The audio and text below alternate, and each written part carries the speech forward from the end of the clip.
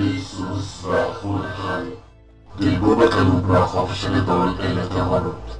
לא נשברו שתתרו אותם בלילות אפויים, באוהלים והקפצות. לא נשברו בעונשים, תנאים מסריחים ואוכל שלא הספיק. לזה בדיוק הם חונכו, עד שאמרו להם לעוף מהרכבת.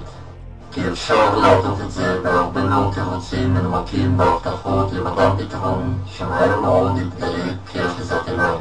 אבל האמת היא פשוטה, הרכבות מלאות מדי ומשרד הביטחון חייב לקצץ בתקציב.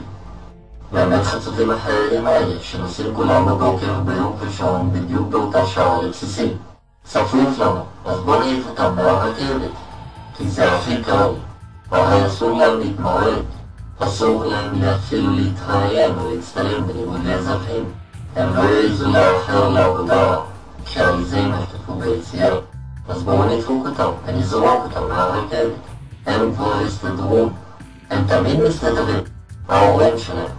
הלקוחות אלה שיכולים, תרמנו גם את זה. יחליפו 2-3 אוטובוסים בדרך, והגיעו מותשים מתוך תאים ל2 או 3 מטורפים של פעילות מבצעית. מה זה משנה? ממילא הם ישתיקו, אבל אנחנו לא. אנו ישראלימוס, קוראים לכל אזרח מדינת ישראל להתאחד ולצאת להפגנות.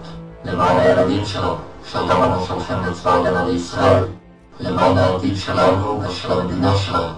למען החיילים אשר נותנים את חייהם למען שלום המדינה. למען חיילים שמשכורתם נמוכה מאוד ולא יכולים להגיד דבר. למען אותם חיילים אשר לא יכולים לצאת להפגנות, להביע דעתם ולהשפיע. למען חיילים בודדים, חיילים ממשפחות נזקקות. אנו ישראלימוס לא קוראים לכם לקחת את החוק או נשק לידיים ולצאת למסע ירק, אלא לנסות לא להשתמש ברכבת ישראל עד כמה שאתם יכולים במדינת להזדהות עם אותם חיילים. אנו ישראלימוס מבקשים מכל אחד ואחד לקחת את זה כאילו הוא אותו חייל הקטן והפשוט. כל אחד מאיתנו אזרח קטן, אבל ביחד אנחנו משהו גדול ומשפיע.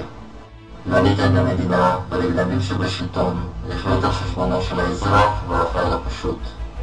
לא נסכים לשלם מיסים שהולכים לכיסים של אנשים בכירים.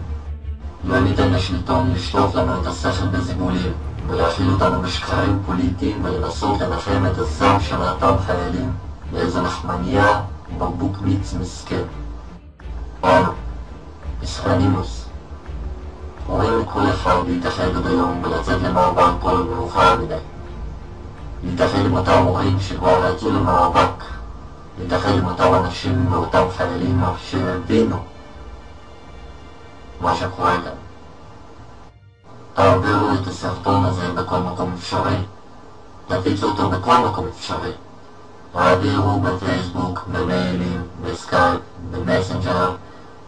להעביר, לשלוח, להפיץ ולתת בזה יד. אנו חייבים לחזור ולקחת את גורלנו ואת ביטחוננו בידינו.